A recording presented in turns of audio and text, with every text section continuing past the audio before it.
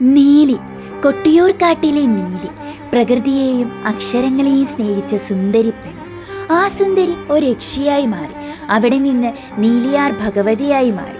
വടക്കൻ കേരളത്തിൽ അമ്മ ദൈവങ്ങളിലൊന്നായി കെട്ടിയാടുന്ന തെയ്യമാണ് നീലിയാർ ഭഗവതി.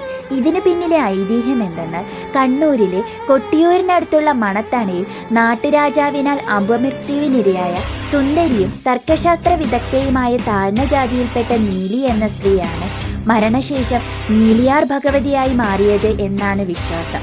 മണത്തണ ഇല്ലത്തെത്തുന്ന യാത്രികർ കുളിക്കാനായി ഇല്ലക്കുളത്തിലെത്തുമ്പോൾ സുന്ദര രൂപത്തിൽ നീലി എന്ന യക്ഷി അവരോട് എണ്ണയും താളിയും വേണോ എന്ന് അന്വേഷിക്കുകയും അങ്ങനെ അരികിൽ വരുന്നവരെ കൊന്നു ചോര കുടിക്കുകയും ചെയ്യും. കുളിക്കാനായി ചെന്ന ആരും തിരിച്ചു വന്നിട്ടില്ല. ഒരിക്കൽ പണ്ഡിതനായ കാളക്കാട്ടില്ലത്തെ നമ്പൂതിരി അവിടെ എത്തുകയും ഭക്ഷണത്തിന് മുമ്പായി കുളിക്കാനായി ഇല്ലക്കുളത്തിലേക്ക് പോവുകയും ചെയ്തു.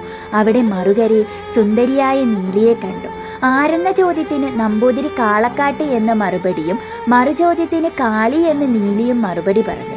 ഭഗവതി എണ്ണയും താളിയും നൽകുകയും ചെയ്തു. അമ്മ തന്ന അമൃതാനിതെന്ന് പറഞ്ഞ് അദ്ദേഹം എണ്ണയും താളിയും കുടിച്ചു.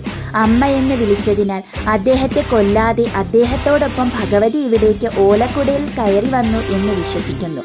പശുവും പുലിയും ഒന്നിച്ച് സ്നേഹത്തോടെ കഴിയുന്നിടത്ത് തന്നെ കുടിയിരുത്തണമെന്ന് ഭഗവതി പറഞ്ഞുവെന്നും അങ്ങനെ മാങ്കോട്ട് പറമ്പിൽ പശുവും പുലിയും ചേർന്ന് മേയുന്നത് കണ്ടെന്നും അവിടെ കുട ഇറക്കി വെച്ച് വിശ്രമിച്ചെന്നും ആണ് കഥ. ഇതാണ് നീലിയാർ ഭഗവതിയുടെ കഥ. ഇതുപോലെയുള്ള കൂടുതൽ വീഡിയോസിനായി ചാനൽ സബ്സ്ക്രൈബ് ചെയ്ത് സപ്പോർട്ട് ചെയ്യണേ.